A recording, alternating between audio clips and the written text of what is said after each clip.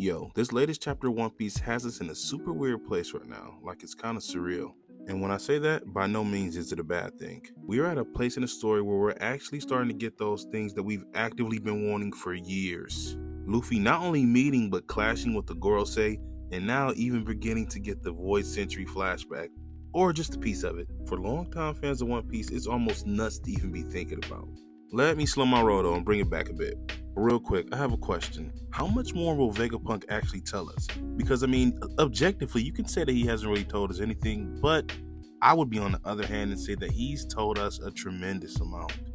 For a lot of readers, I would think this is kind of like not only vindication, but more so confirmation of a lot of theories folks have had, and just confirmation of what we've all been thinking when it comes to the Void Century.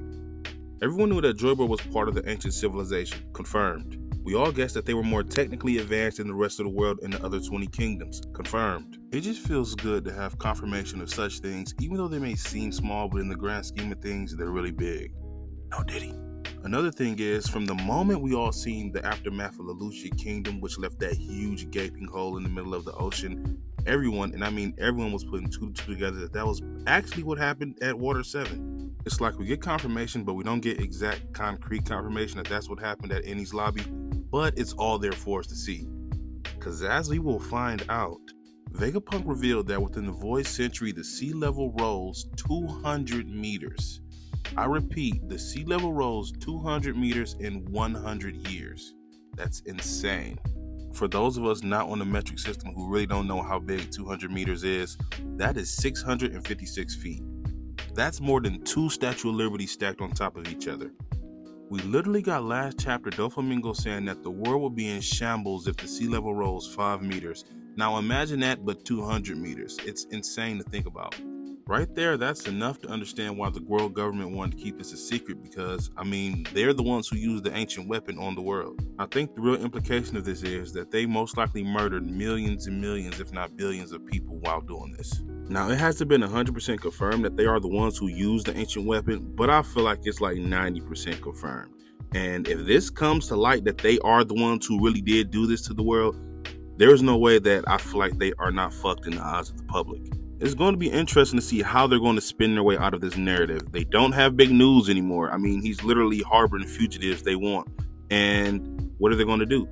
Or they might not care at all and just say, screw it and let's go crazy. Let's cleanse the world. Also, real quick, something that I found very interesting within this chapter is the few scenes that Oda painted of the regular everyday Marines kind of reacting to the information Vegapunk was putting out. He didn't do too much, he didn't say too much, as Oda really does it when it comes to more nuanced things within the story. But I believe sooner than later, a lot of the regular everyday Marines are going to have to make a big moral decision when it comes to not who they side with, but who they've been dealing with this whole time. And also understanding the propaganda that they've been fed this whole time, and just understanding that every pirate is not evil, just like every Marine is not good.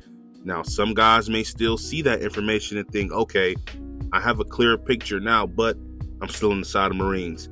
I think there will be a nice portion that will decide to jump to the other side or just play it neutral. With that being said, though, I don't think there will be too many of the big players in Marines that will switch sides. Like, I don't think Sakazuki will switch sides. I think he's just too stubborn in his ways, and there is no redemption for him. This is Oda we're talking about, and this is One Piece, so maybe, but I don't think there's any redemption for him. Of course, Green Bull, no. And I kind of feel like Kizaru could maybe, but at this point, he's made his bed and he got to sleep in it. Everybody else, I feel like they're relevant, but not really. Maybe, yeah, not really.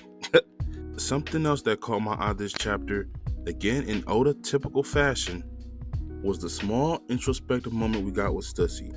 It was downright beautiful and just goes to show Oda pen game is crazy. I don't think it will be a stretch to say that before this arc, no one cared about Stussy. And many people probably still don't care about her. But Oda just has a way of creating interesting characters and just being able to show you their plight and why the way they are, and just showing you how they think on a whole nother level. She says now that Stella is gone, she feels empty, no purpose, and really doesn't know what direction her life should go in. He was what she lived for. I feel like we all can kind of relate when it comes to just not knowing what to do in life, or like what is your mission or what is your goal. And I love that Oda put that in there because it's something real.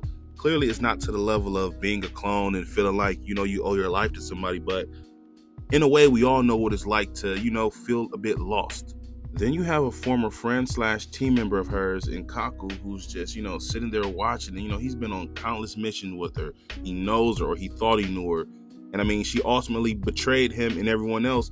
But now he's just kind of seeing like maybe a different side of her. Like he doesn't know this Stussy. Like, and he's able to actually sit there and realize like, okay, this is why she did what she did, and just getting a deeper look into her as we are. I think this just paints the picture of the interesting place that Kaku himself is in. Because at this point, I honestly feel like Kaku, he's done with the world government. They've done so much shit. They've put them in so many terrible situations. And this is like not the first time they've showed them that they're really expendable and they really do not care about them. I think he can either side with Lucci and the world government, or he can go for something new and have a fresh beginning with Stussy. Either way, I love the way their characters are moving in the direction they're going in. Good stuff. Either way, I feel like we may have maybe 2-3 max chapters of Vegapunk, still talking about the Void Century and stuff like that. But I think it's going to end. I think either he might, get to finish out whatever he's going to say, or the girls say might find a way to end the transmission. Either way, I think it's coming to an end.